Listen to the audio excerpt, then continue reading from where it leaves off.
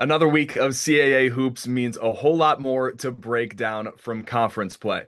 Welcome into another episode of CAA Fast Break. I'm your host, Griffin Penna, joined alongside, as always, with our men's basketball insider, Dr. John Giannini. Coach, again, a great weekend slate that we are going to recap here in our rapid fire questions, beginning with our stat of the week. DJ Smith, 39 points in a win at William and Mary. Gave William and Mary their first home loss this year, and he had 25 in the first half alone. His first basket, he slithers around three people, makes a running shot from about 12 feet out. A few plays later, he makes another tough one. I see multiple people on the William and Mary bench just put their hands in their head. There's nothing you can do sometimes when DJ Smith starts to feel it. He averages over 23 in conference games, but in a William & Mary up-tempo game with lots of possessions, I actually thought he would get 40. He disappointed me, just 39. You were right on the money, though, with your prediction that he would be close to that 40-point threshold. What about a team that is catching fire right now in CAA action? Stony Brook, 5 wins in a row, not picked high in the preseason, but that doesn't mean anything because with the transfer portal now, people really don't know what teams are going to look like. Well, now we know Eric Pratt, block all conference player in the CAA, explosive player. Robert Brown, one of the best three-point shooters in the CAA. Andres Soskik, unbelievable freshman. He's averaging almost 18 points a game in this 5-game winning streak. Then Richard Goods, a 6'10 center who could stroke it. This team is legit. They got good players. I expect them to continue to win more often than not in conference play. Five straight for the Seawolves, and then maybe our moment or moments of the week. Two buzzer beaters, both involving the same team. First, Monmouth beats North Carolina A&T with a half-court heave by Corey Miller. North Carolina A&T is up by one at the buzzer. They lose.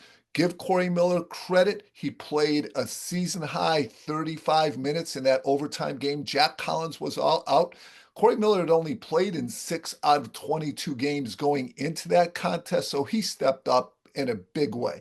Once again, North Carolina A&T up by one on a huge three by Lewis Walker. And then Kevon Vanderhorst in 3.2 seconds gets the ball up the court for a driving layup. So kudos to Monmouth and Corey Miller, Drexel and Kevon Vanderhorst, but a lot of empathy for North Carolina A&T. So in Ken Palm Analytics, they are the unluckiest team in the CAA. They're number 279 out of 365 in terms of luck. That means they've lost a lot of close games. That's the common sense. Analytically, it means their record is not nearly as good as it should be based on the efficiency of their offense and defense. So, Coach Monte Ross, you're playing well. You've been unlucky. Stay the course. I know you will. And both of those moments, funny enough, being number 3 on SportsCenter top 10 the following day. And just like you mentioned, maybe better bounces coming the Aggies' way here shortly. So that's a little bit of recapping the past week. Now we're going to preview 3 CBS Sports Network games. The first being later today between William and Mary and UNCW, a rematch from January 22nd, where the Tribe gave UNCW their only conference loss right now. So, Coach, how do the Seahawks avenge that loss from just a few weeks back? A dramatic difference in styles of play. We've talked many times on this weekly show about how unusual William and Mary plays, super up tempo, lots of 3-point shots. UNCW, the exact opposite, a gigantic team that is super efficient in the half court. The reason UNCW lost that first game is they missed a lot of threes. Now, at home, the crowd's going to be going crazy at UNCW. If they get caught up and excited and start to run up and down and make it a 3-point shooting contest, that's in William and Mary's favor.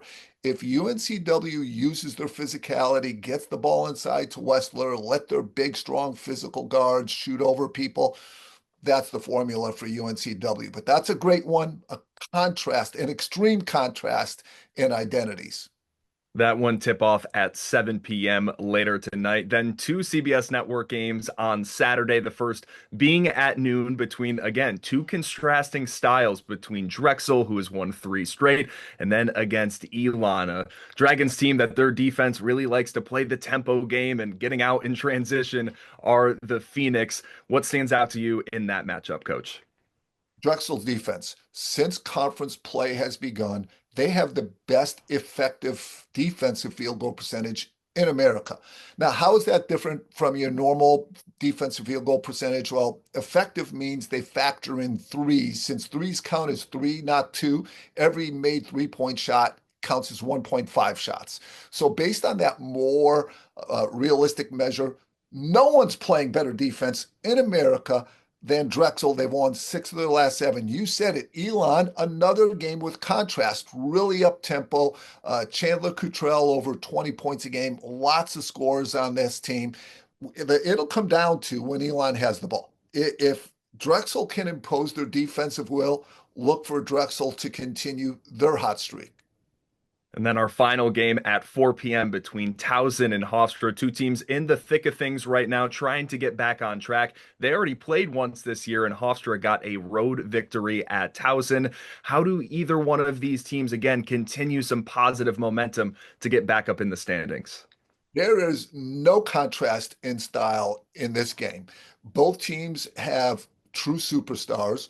Both teams have really tough coaches who have cultures of defense and rebounding and grittiness. So the game will go one of three ways. Either it'll come down to a battle of the superstars, Tejada and Williamson for Towson, or against Edmead and Davis for Hofstra, or will it be a third player that emerges as the difference maker?